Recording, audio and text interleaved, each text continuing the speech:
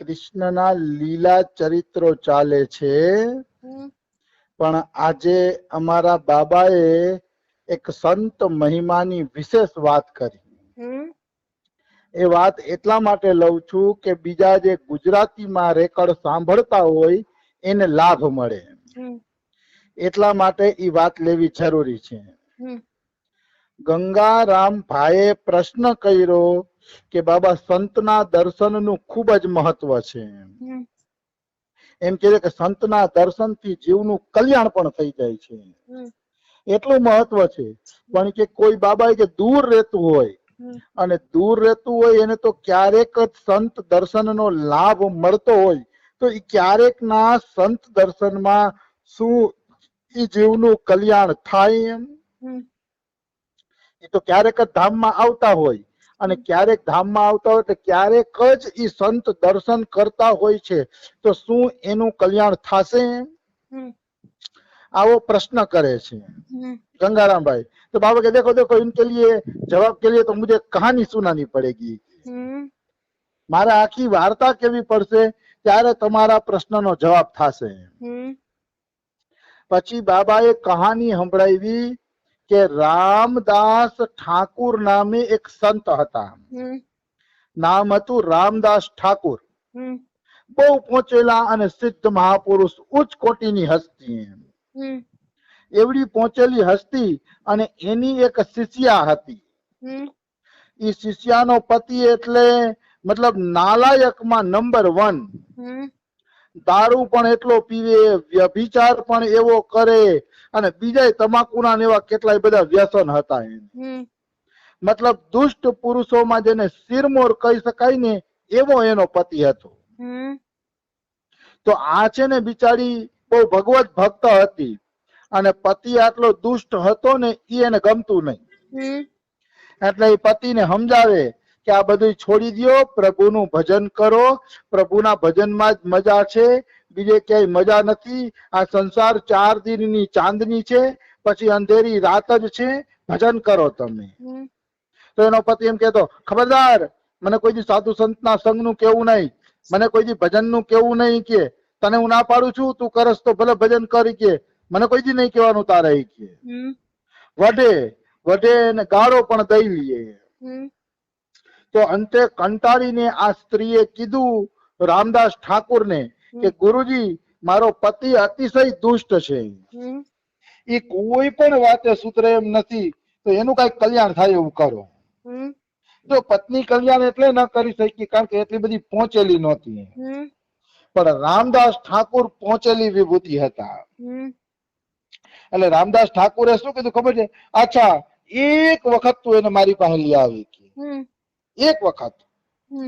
તો એની પત્ની કે શું વાત કરો છો ગુરુજી, સંતનું નામ સાંભળીને મને ગાળું દે છે, ભાંભેડા નાખે છે, કે એને હું તમારી પાસે લઈ આવું કેવી રીતે? અસંભવ છે, કે તો કે ઈ હું કઈ ના જાણું. રામદાસ ઠાકુર કે પણ એક વખત તું એને મારી પાસે લઈ આવ બસ. એટલે એની પત્નીએ શું કર્યું? પતિની સેવા ચાલુ કરી. એવી સરસ પતિની સેવા કરે, એવી સેવા કરે ને કે થોડાક દિવસમાં તો એનો પતિ મુગ્ધ બની ગયો, અને એને કીધું કે હું તો તને આટલું આટલું વધું છું, ફટકારું છું, તોય તું મારી કેવી સેવા કરે છે, કે આજ તો મને બહુ પ્રસન્નતા થાય છે, કે માગી લે, તારે કઈ જોતું હોય મારે આપવું છે, તું માગી લે, જે જોતું હશે હું આપીશ. તો એની પત્ની કહે છે કે એક વખત મારા ગુરુજીના દર્શન કરવા પધારો. હવે આ સેવાને વશમાં હતો એટલે ગાળું તો ન દીધી, પણ એમ કીધું આવું મગાવી, કે કઈક સારું માગી લેવાય ને તને સુખ થાય એવું, કે આવું હું માગી લીધું ગુરુજીના દર્શન નું, કે તો કે ના, મારે બીજું કઈ જોતું નથી, તમે એક વખત મારા ગુરુજીના દર્શન કરવા આવો. એટલે કે ઠીક છે, હવે મેં કહી દીધું છે, આજ પણ કે હું પ્રણામ નહીં કરું, નજીક નહીં જાઉં, એની વાતચીત નહીં કરું, તારા કેવા પ્રમાણે જો દૂરથી દર્શન કરીને વયો જાય છે. તો કે દૂરથી દર્શન કરો ને તોય મને કબૂલ છે, પણ તમે આવો તો ખરા, કે તમે આવો, પધારો, કે તો કે ઠીક છે, ચાલો તો હું આવું છું. એટલે પછી તો દર્શન કરવા ગયો સંતના. દૂરથી દર્શન કર્યા, નજીક જાય જ નહીં, દૂરથી દર્શન કર્યા. પણ બાબા કે દેખો, સંતમાં એટલી તાકાત હોય છે કે ભલા જીવને પોતાની તરફ ખેંચી લે. એ રામદાસ ઠાकुरे एक दृष्टि नाकी, दूर उभा था ने एक दृष्टि नाकी, बाबा के दृष्टि क्या डाली, उनको मार ही दिया, समझ लो. मारी ज नाखो एने. दृष्टि नाखता वेत ज एने मारी नाखो. मारी नाखो मतलब एना हृदय ने घायल कर दीधું. એટલે એને થોડુંક એવું લાગ્યું કે ના સંત કોઈ જેન્ટલમેન માણસ છે, આટલી અસર પડી. પણ તોય જો અહંકારના કારણે પ્રણામ કરવા ન ગયો, કારણ કે બાયડી પાસે નીચું થવું પડે ને કે હું પ્રણામ નહીં કરું ના, અંતે પેલે મોટે ઉપાડે બોલી ગયો તો.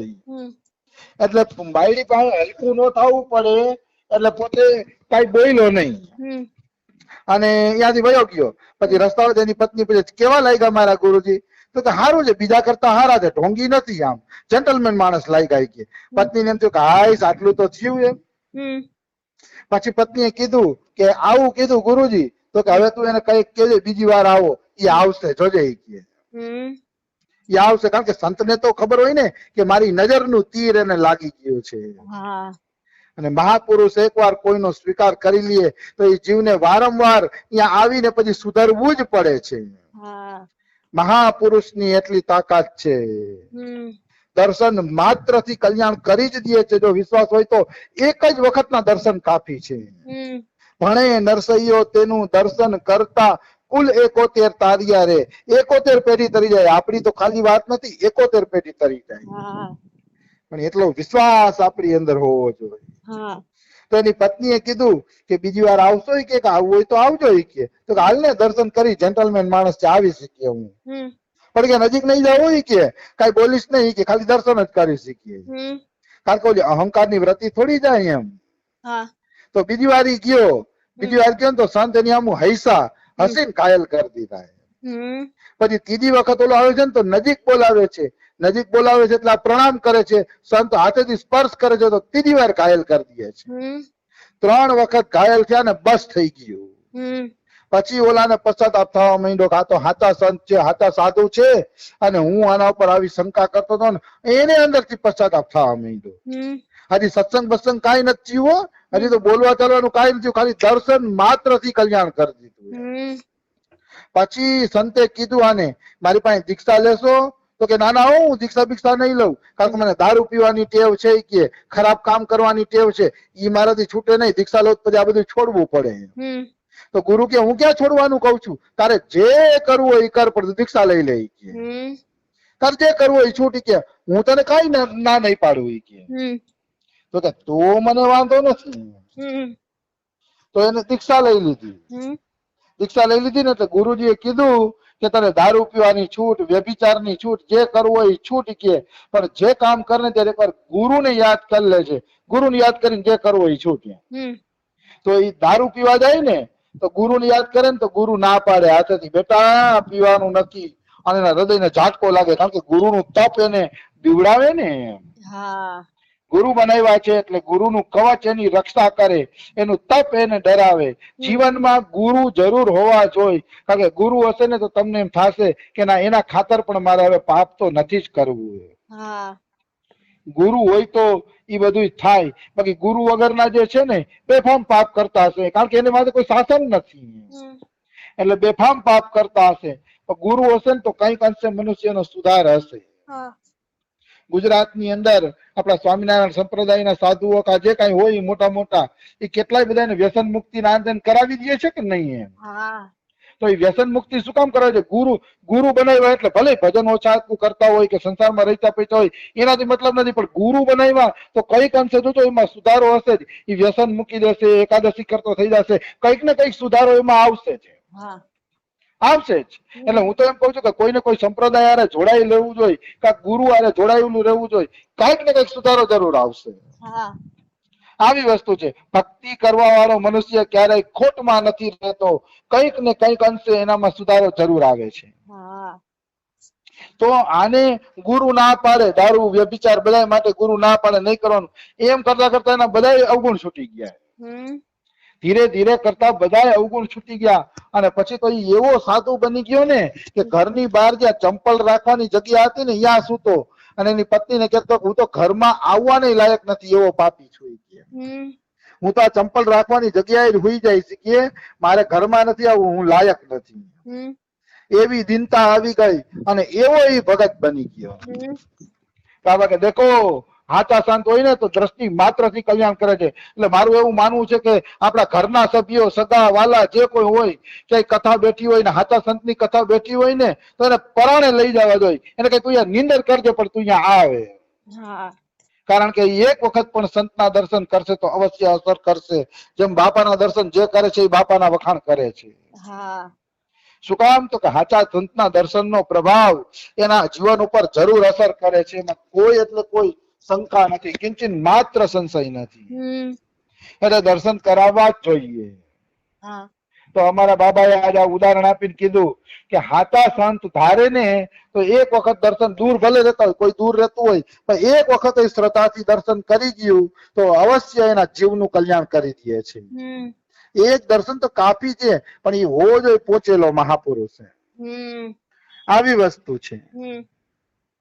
પછી ગંગારામજી એ કઈક પ્રશ્ન કર્યો કે બાબા સત્વગુણ ના કારણે ક્યારેક સંતમાં શ્રદ્ધા થઈ જાય અને પછી રજોગુણ તમોગુણ આવે ત્યારે સંતમાં અશ્રદ્ધા થઈ જાય, તો એવા સાધક નું શું થશે? ઓલી શ્રદ્ધા વાળા દર્શન એનું કલ્યાણ કરશે કે રજોગુણ તમોગુણ ની અશ્રદ્ધા એનું અકલ્યાણ કરશે? એનું શું થશે? તો બાબા કે ઉનકા ભી કલ્યાણ હોગા. એક વખત કોઈ સંતની કે ભગવાનની શરણમાં હાચા હૃદયથી આવી જાય છે તો બાબા કે એનું કલ્યાણ થશે જ. એટલે જ ગીતાજીમાં કૃષ્ણએ કીધું છે નમે ભક્ત પ્રણશ્યતિ. તો બાબા કે નમે ભક્ત પ્રણશ્યતિ કોના માટે કીધું છે? તો કે પાપી જીવાત્મા માટે કીધું છે. જો કોઈ જીવ સદાચારી હોય, સદગુણ સંપન્ન હોય, ભજનાનંદી હોય, ભજન કરતો હોય તો ભગવાનને નમે ભક્ત પ્રણશ્યતિ કહેવાની જરૂર જ નથી. એ પોતાના સદાચાર દ્વારા પોતાનું કલ્યાણ કરી લેવાનો છે. પણ અહીંયા ભગવાન કીધું કે મારા ભક્તનું પતન નહીં થાય. એ કોના માટે કીધું? અપી ચેત સુદુરાચારો ભજતે મામ અનન્ય ભાખ સાધુ રેવ સ મંતવ્ય સમ્યક વ્યવસ્થિતો હિ. ગીતાજીમાં ભગવાને કીધું કે દુરાચારી નહીં, સુદુરાચારી વ્યક્તિ પણ મારું ભજન કરશે તો ક્ષિપ્રમ ભવતી ધર્માત્મા, હું એને તરત ધર્માત્મા બનાવી દઈશ. બાબા કે પાપી માટે ભગવાને કીધું છે. સદાચારી માટે એમ આપણે સદાચારી હોય ને એમ કહી કે ભાઈ તું ચિંતા ન કરતો, તારું પતન હું નહીં થવા દઉં. તો સદાચારી આપણે એમ કે ને જાજા આવે, અમારે પતન નો મોકો જ નથી દેતા, તો તું વળી એવું શું બોલે છે? એટલે સદાચારી માટે નથી કીધું, ભગવાને દુરાચારી માટે કીધું છે. એટલે બાબા કે એક વખત પણ કોઈ ભગવાનની શરણમાં હાચી શ્રદ્ધાથી જાય